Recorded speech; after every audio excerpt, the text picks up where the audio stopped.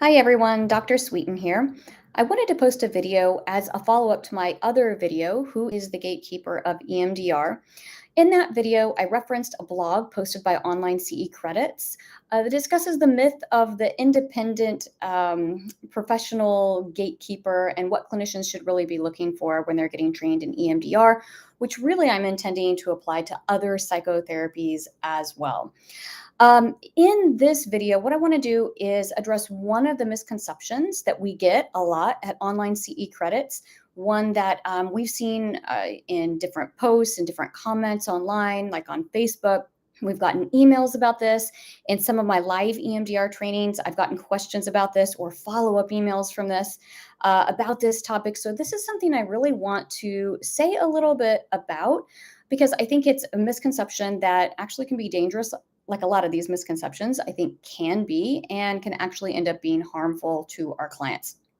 So, the myth that I want to discuss in this video is that you, as a clinician, as a licensed clinician, are taking a legal risk if you are trained in EMDR, but it could also apply to other psychotherapies by a specific trainer or program approved by a specific organization. I know that's a mouthful, but basically, if you're trained in EMDR and that trainer is not a specific person, or that program that you completed was not approved by a particular independent professional organization, I'm not talking about a regulatory entity, but a non regulatory entity, a professional organization such as IMDRIA, which I know it seems like I'm picking on IMDRIA a lot. I actually really like IMDRIA, and I think their business model, oh, this is Cami, is great. But I use them as an example really for all psychotherapies where I have witnessed this, observed this, where there seems to be this thought that they are the gatekeeper. And I see this with other therapies and other professional organizations where there's this misconception also that certain professional organizations actually are regulating the practice of a particular psychotherapy. So if you've listened to videos, if you've attended my trainings or read my blogs, you know that your licensing board, that is your regulatory entity.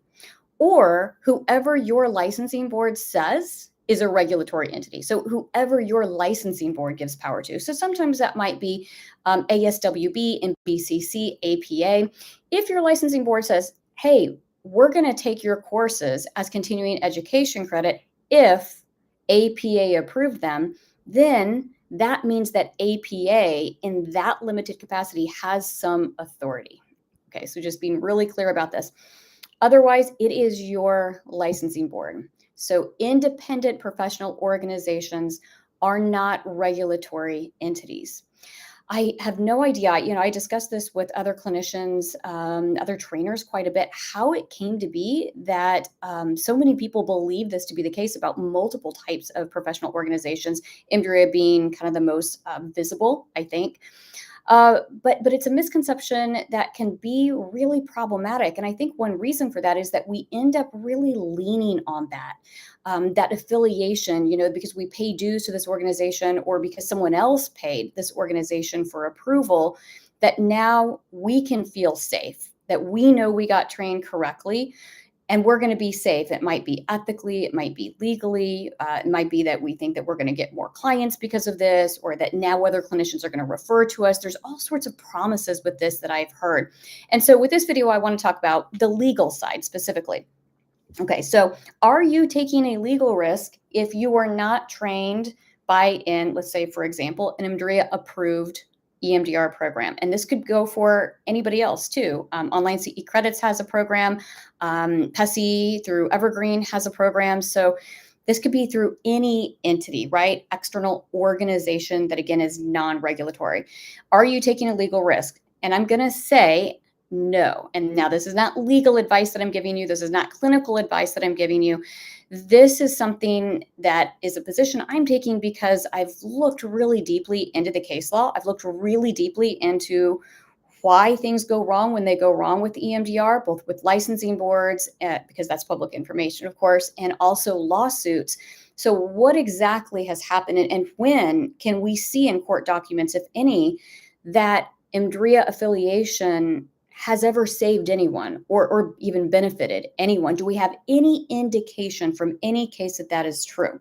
And now it's hard to know, hundreds of thousands of cases over how many courts in the US, right? That might be difficult to some degree to find, but after doing a whole lot of research in this, I can tell you I have never found one case where it's even implied that IMDRIA affiliation or being IMDRIA trained or trained by a program approved by IMDRIA, I guess is the correct way to say it, has ever helped a person who has been in the hot seat because of some alleged malpractice. I've never seen it. So although I see this a lot, comments like, well, gosh, if I found myself in a deposition or I found myself in front of a judge having to testify about this, I think my lawyer would be really scared if I wasn't trained by IMDRIA. Okay, there's no indication of that I have ever found. So if you have dug through hundreds of thousands of lawsuits like I have, and you have found anything that's ever indicated that, please email me, drjennifersweeten@gmail.com, because I am trying to kind of keep track of this and understand where people are coming from and really discover the truth about these things that I think are myths. What is actually going on? When are we actually protected?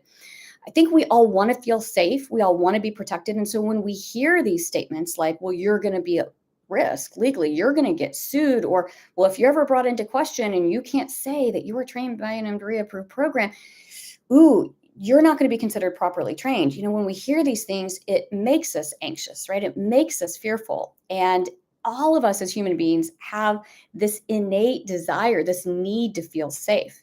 And I think us as clinicians also, we tend to want to do the right thing, right? We're here to help people. So we don't want to think that we're doing the wrong thing. And if we find ourselves landed in court or in a deposition, for presumably doing something wrong, that seems so scary to us.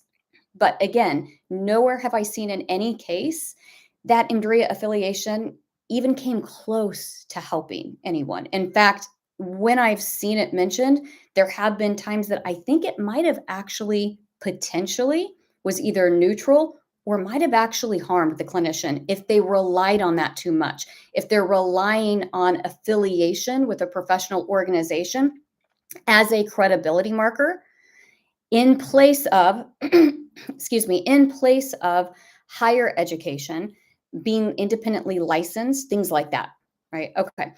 So we all want to feel safe. Are we actually safe if we just have certain affiliations with independent professional organizations? No. One thing I'm going to point out, and this, I'm not going to say that this means you're never going to get sued, because you very well might. And it's something that we all should be a little bit nervous about, and we all should want to do the right thing all the time. But look at when you renew your liability insurance every year and look at how much you pay for it.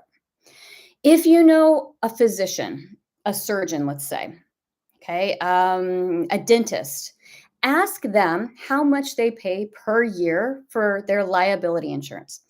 Ask any attorney how much they're paying in their liability insurance. I can tell you, I'm both a psychologist and an attorney, and I can tell you what I pay in liability insurance as an attorney is more than quadruple. I think it's actually more than 6 times the amount that I pay as a psychologist. Now, does this mean anything necessarily? Maybe not. But generally, insurance companies care about money and they don't want to lose money. So the higher the risk is that you could get sued, maybe successfully sued, the higher that rate usually tends to be. Therapists pay very, very, very little in insurance liability. Again, this doesn't mean you wouldn't get sued or successfully sued. But what this means is that in the eyes of insurance companies, it's not actually super likely that you're going to conduct a psychotherapy and do it, slightly wrong, slightly out of order, and then get sued for it. And I can tell you, just looking at the case law, again, I can't predict the future, but what I can tell you is that case law seems to support this, that it doesn't happen all that often. And in fact, when I've done extensive research into EMDR and malpractice, I can tell you I have never seen, again, let me know if you ever find one of these cases, I've never been able to find a lawsuit that has to do with doing EMDR incorrectly, as in TSP, target sequence planning. The clinician did not guide the client to a proper NC, an I am not statement that is generalized. Didn't happen. They didn't get to an NC, and so they are successfully sued. I have never seen a lawsuit saying, well, they didn't spend long enough in phase 2 in resourcing or stabilization. And I'm a huge fan of resourcing and stabilization. I think we need to expand phase 2 of EMDR. You know this if you've taken my trainings. But I've never found a case where that's ever been a topic in a lawsuit. And I think one reason for that is that if you look at some of these other evidence-based therapies like prolonged exposure doesn't have any resourcing, no stabilization whatsoever. In fact, they discourage it in that model. So when you have one evidence-based model saying one thing and you have another one saying another thing, and I'm totally more in the EMDR camp, I really believe stabilization is often necessary. But when you have this discrepancy, right, where really either can go, both are evidence-based, believe it or not. It's there, right? Even if I don't like it, that is the reality. That makes it actually really difficult, I'm guessing, for lawsuits to go through if it's a matter of, well, this person wasn't resourced enough. And it's like, well, but in these other psychotherapies, there is no resourcing, right? So what I'm trying to get at is that if you're doing EMDR and you're not doing it correctly, you need to be doing it correctly, right? You need to understand the original 8-phase model. That is the way to do ethical practice. But in terms of the legal side, maybe someday that really will matter. But to date, there's nothing in the case law I've ever seen that really tells me it is. And maybe it should be more important, honestly. But to date, it just hasn't been. Okay, so I've never seen a lawsuit about EMDR where the clinician did it improperly, like they didn't do the phases right, or they were not adherent to that model. Okay, so that's something to keep in mind. However, there have been several lawsuits that have involved EMDR, but what the lawsuits are focused on is misuse of EMDR, not that you are doing the protocol wrong. The lawsuits primarily that I've ever found have been that you're using EMDR for an improper purpose or for someone that was inappropriate to be using EMDR with, which is also why good training is important to understand the limits of a psychotherapy and not to think that one psychotherapy is a panacea for all things. This is where you actually can get into legal hot water. So if you look at what the lawsuits are, it's been using EMDR for the purpose of uncovering repressed memories. That's a no-go, right? And we know that's not what EMDR is supposed to be used for. That has gotten people in legal hot water before. Using it for determining whether abuse has happened to a child. It's been used for that. Again, not proper, right? You can't be doing that. I've seen it used also for making custody determinations as though it takes the place of a custody evaluation. Huge no-no. Okay, so these are examples of how people have gotten into hot water. And I will tell you, I'm not going to mention any names, but what I was shocked to observe is that every single case that I just mentioned there, every example I just mentioned, in all of those examples, the clinicians were EMDRIA certified. I think maybe except for maybe one, but in every single one of them, they were trained by a trainer that was EMDRIA approved. And I think in all but one, the people in the hot seat who were getting suspended by licensing boards on probation, dragged into federal court, I mean, talk about scary, and sued, they were EMDRIA certified. 2 of these individuals were and remain to this day to be EMDRIA trainers, approved trainers. So they're actually the people giving the EMDR trainings to other people. Dragged into federal court. One person was actually on probation for almost 5.5 years. Okay, so there's a lot to unpack with this, right? One thing is you want to be trained properly, and that is the way to ethical practice. But can you say, hey, because I completed an EMDRIA approved program, I'm legally immune now, or that this is going to help me in a lawsuit? There's nothing supporting that. Is it also the case that, if you modify something for a client, if you do go off that original 8-phase model, because let's say the client just you can't get to an NC with them, or it's not a static image that represents the worst of an event. It only is a movie reel, or they can't do eye movements because they can't picture it with their eyes open. So now they have to close their eyes. And so now you did partially eye movements, partially tapping, and that's not really adherent to the original model. If you're deviating in these ways that are really client centered, are you risking getting sued? Well, I don't know, but it's never happened that I've ever been able to find. So, kind of putting that away, I've never been able to find the example of that. So, the fear mongering that I see of you've got to do it exactly like this and exactly like this order, I would push against that. Keeping in mind also that most trainings these days that exist on EMDR, and this is including EMDRIA approved trainings, are innovations, and we should be innovating.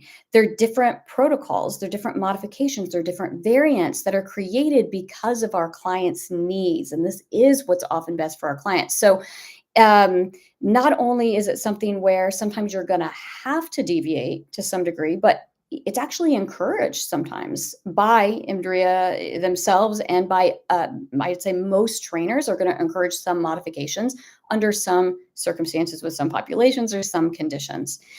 Okay, so if you're deviating from that original model, okay, there's not been a high likelihood, at least in the past up to date, that you're going to get nailed for that in a malpractice suit. It just hasn't happened. So again, you want to get trained very, very well, and you want to know that 8-phase model, and you want to get skilled enough to know how to modify it when you need to for clients. What else does that say? Well, unpacking this a little bit more. Again, EMDRIA can be really great. It's not nothing. If you have a trainer who's EMDRIA approved, it does mean that there's been a set of eyes on not the trainer themselves, but the training materials. It's not nothing. It can be great. But what I think this means when we talk about or start to look at these lawsuits where these were trainers or people certified by EMDRIA programs, that I think that what that tells us is that we have to be really careful about blindly trusting. Okay, so it can be a credibility marker for a trainer to say, "Hey, my program is EMDRIA approved." That can be a really good thing, but that's not going to be everything. And I think the hard lesson there for a lot of clinicians has been to do some digging, do a little bit of looking into the person. I'm licensed as a psychologist in the state of Missouri. Go look up my licensure. Go see if I'm in good standing. Have I been put on probation? Have there been complaints against me that that where I've gotten into some sort of trouble or disciplined? Have I been sued before? Knowing these basic things about your trainer before you select one can be a good thing. And I know it's hard because we want to think that affiliation with a professional organization, it basically allows us to not think critically. Like it's a shortcut, right? We can just trust because there's this stamp of approval. But just know that that's not actually really the case. There can be people coming from these trainers from EMDRIA approved programs that are absolutely phenomenal. And I've been to some of those trainings and I can tell you who those people are and I love them. I've also been to some that kind of scare me that were not so good. I've been to non-EMDRIA approved trainings, especially I have to call her out by name, Megan Solar, like really, really, really amazing, skilled in EMDR, amazing trainer, best-selling author in EMDR books. That's an example of someone who's not actually currently affiliated with EMDRIA, but is amazing.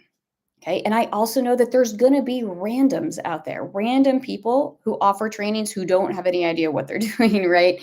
And so, is that scary? Yeah, that is scary. But we have to really look at these people, look at reviews, look at Trustpilot. If they have a Trustpilot, I know not all clinicians may have that, but look at Google reviews. Look at how long they've been in practice, ask for a CV. Look at who they've trained with, for how many years have they've trained. You can get a sense based on these factors. So really look at these. And in terms of the lawsuit piece, we're never totally safe. And that's something I've learned, going through law school and becoming an attorney, is that people can try to sue you for anything. really just about, you're never safe. But when you're looking to feel as safe as possible, look in the right places. And I think that as we're trying to stay safe as clinicians, we're looking in the wrong place if we're just assuming that, hey, if we take this training by this one particular person or this one particular organization, okay, we're good to go. Again, that's different than a program approved directly by your licensing board, right? That could actually provide you with some small, maybe degree of safety. Maybe, I don't even know for sure, but it's something more. So, keeping these things in mind, I think, is really important. And if you do find yourself in a position as a clinician where you're really scared about this, or you're worried, or maybe you've been accused of doing something wrong, and you're up in front of your licensing board, or you find yourself in some legal hot water, definitely reach out. Again, through my email, reach out to me. Depending on where you're located, I may not directly be able to be of help, but I know a lot of people in a lot of different places, and I can very likely get you to someone who is good in your area. So I'm a huge advocate for clinicians. I'm a fan of clinicians. I want us to thrive and to be careful and conscientious, but I don't want us walking through the world feeling so scared. Because when we feel so scared of the threats that haven't actually been shown to be threats, I think it limits us. It's made it so that so many clinicians haven't even gotten trained in EMDR. They're like, I don't even want to mess with it. It seems way too dangerous to me. And I don't have the many thousands of dollars to do it right. So I'm just not going to offer it. And ultimately, that's not in the best interest of our clients. Okay, so that was a mouthful, I know. Feel free to email me any feedback, any comments, any questions that you have, and I'll be posting additional videos about other myths as well. So thanks for tuning in.